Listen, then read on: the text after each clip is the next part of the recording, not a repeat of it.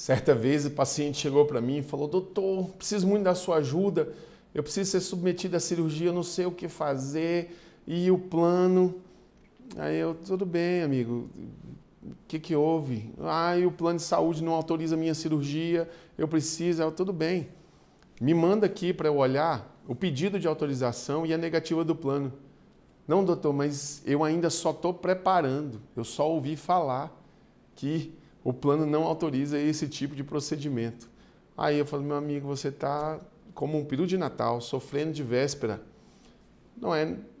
Ainda não é possível fazer nada. O plano pode simplesmente autorizar. Por que eu faço essa introdução? Porque a autorização prévia é um tipo de mecanismo de regulação e que é muito utilizado pelas operadoras e que consiste basicamente em pedir para a operadora. Como é que você pode ter uma negativa, ajuizar uma ação, se você nem pediu para a operadora? E se a operadora autoriza? Não há nenhum tipo de resistência, não há necessidade de ajuizar a ação. Então eu coloquei aqui a imagem do urso do Pica-Pau como um pedinte, porque eu sempre falo: cadê o pedido? Deixa eu ver o que foi pedido. Se foi pedido cimento e brita para o plano de saúde, vai ter cobertura? Nem vou para frente com isso. Então, a autorização prévia é o pedido feito para que uma operadora autorize a realização de determinado tratamento. A autorização serve para que a operadora analise determinada demanda e, caso concorde, assuma formalmente a obrigação de custeio das despesas. Eu já falei em outra aula que a gente pisou fora de casa, a gente está praticando um ato jurídico. A autorização é um ato jurídico. A partir do momento que ela recebe um pedido de autorização e a operadora fala: eu autorizo a realização da cirurgia, ela está assumindo o pagamento. A partir dali, o beneficiário não tem mais que pagar nada, cria-se a obrigação da operadora perante o prestador de serviço, seja ele o hospital, seja ele o profissional de saúde. Então, a autorização prévia serve para isso. A necessidade de autorização prévia é classificada como um mecanismo de regulação, pois pode resultar na negativa de um tratamento. E é aqui que entra a junta. A gente está falando só de pedido. Só depois, se houver uma negativa, é que pode... Na verdade, a sequência precisa ser mais bem explicada. Há um pedido de autorização de procedimento, tratamento, o que for. Se a operadora desejar, ela aplica um mecanismo de regulação para analisar essa autorização, seja por auditoria ou pela junta que pode combinar, a auditoria que pode combinar na junta, certo? Aqui, como mecanismo de regulação, a gente está falando sobre pedido e autorização, a gente precisa frisar uma questão que é extremamente relevante e que causa um conflito gigantesco, que é nos procedimentos eletivos e de urgência. A Lei 9656 dispõe o seguinte, que é obrigatória a cobertura nos casos de emergência e urgência, e aí está classificado aqui o que é emergência e o que é urgência. E diferencia também, é importante diferenciar, que existem os procedimentos eletivos. O procedimento eletivo caracteriza-se por ser previamente planejado, não apresentar risco imediato de vida ou agravamento súbito e poder ser programado para o momento oportuno, conforme disponibilidade do paciente, da equipe, da estrutura hospitalar. Não exige atendimento imediato para evitar danos. Qual é o ponto aqui?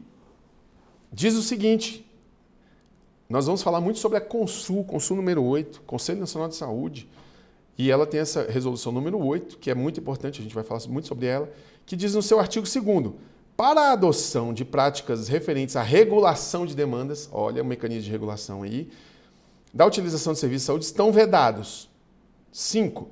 Utilizar mecanismos de regulação tais como autorizações prévias que impeçam ou dificultem o atendimento em situações caracterizadas como de urgência ou emergência. Então, sem dúvida, o pedido de autorização e a análise do pedido de autorização é um mecanismo de regulação. E a resolução que versa sobre o mecanismo de regulação veda a aplicação desse mecanismo de regulação em caso de urgência e emergência. Qual é o problema? Vou te falar qual é o problema. Todos aqueles que atuam na área da saúde suplementar têm receio de não receber. O hospital tem receio de realizar um procedimento cardíaco imenso. O profissional demanda médico, demanda centro cirúrgico, demanda instrumentação, demanda todo o suporte. E isso tem custo. Seguindo a resolução normativa aqui 8 da Consul, não se pode pedir autorização para procedimentos de urgência ou emergência. Mas o que se vê na realidade? No dia a dia, o paciente chega no pronto-socorro. O médico indica, olha, precisa ser submetido a uma cirurgia de urgência aqui. Vamos fazer a cirurgia. O hospital, por muitas vezes, fala, doutor, faz um relatóriozinho, vamos pedir autorização para o plano. Ferindo aqui a resolução número 8 da Consul. Ah, Marco Aurélio, mas aí você não está atuando com a realidade, porque e se tiver glose, se tiver isso, se tiver aquilo? Ok, vou te apresentar um problema. Imagine a seguinte situação. O paciente chegou infartado, grave, urgência, emergência. Vai ter que ser submetido a uma intervenção, uma cirurgia de urgência, emergência, entrou pelo PS. O hospital faz essa prática que eu falei. Doutor, pede autorização. Não dá tempo. Dá tempo, porque vai ter que fazer uns procedimentos aqui pré-anestésicos, a sala ainda não está liberada. Dá tempo. Pede autorização. A partir do momento que o profissional pede autorização para o plano de saúde, a operadora pode vir a entender que aquele procedimento é eletivo. Ah, mas ele classificou como urgência e emergência. Então não deve pedir autorização. O plano não dá autorização. Isso é o mundo ideal. No mundo da realidade, o que acontece é que pede autorização e às vezes a operadora fala, eu autorizo parcialmente. Pode fazer o procedimento e não discute material. Mas o ponto que eu quero trazer aqui é que o profissional assistente ele é colocado numa situação delicada. Porque imagine a seguinte situação. O profissional solicitou autorização desse procedimento que é de urgência. A operadora, fim de semana, entendeu que era eletivo. Não analisou o pedido de autorização e o hospital não faz a cirurgia porque o profissional solicitou autorização. O paciente vem a falecer no mesmo fim de semana. É ajuizada a ação para reparação de dano moral, dano material, dano que for, e é chamado profissional, hospital e operadora de plano de saúde. Vai sobrar no lombo de quem? De quem solicitou a autorização, que não deveria ter solicitado, porque é vedado solicitar autorização.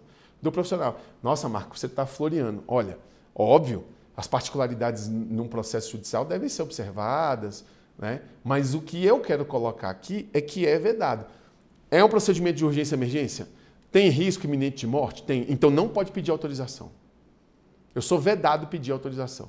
Deve entrar, deve fazer o procedimento. Marco, então não tem filtro nenhum? Tem. Você olha a carteirinha, você pode olhar a data da contratação, você pode olhar o produto que foi contratado, a segmentação. Você tem como fazer uma triagem para evitar a eventual glosa. Se tiver tudo certo, profissional solicitado, não tem por que glosar, entendem? E a ANS também já entendeu que não cabe junta para procedimentos de urgência e emergência para reembolso posterior. Então, eu acho injusto, mas é o que a ANS entendeu. Emitiu uma cartilha entendendo dessa forma. Então, na prática, os hospitais exigem pedido de autorização mesmo em caso de urgência e emergência. Mas atenção, submeter um caso de urgência e emergência ao processo de autorização prévia pode atrair a responsabilização por aquele que solicitou. Ok? Bem, procedimento de autorização prévia é sim classificado como um mecanismo de regulação, então essa é a conclusão. Tendo atenção a isso, tendo ciência de que o que é um mecanismo de regulação, que a autorização prévia é um mecanismo de regulação, ficamos assim entendidos. Beleza? Próxima aula a gente continua falando sobre mecanismo de regulação, a gente vai falar sobre carência. Fique comigo e até a próxima aula.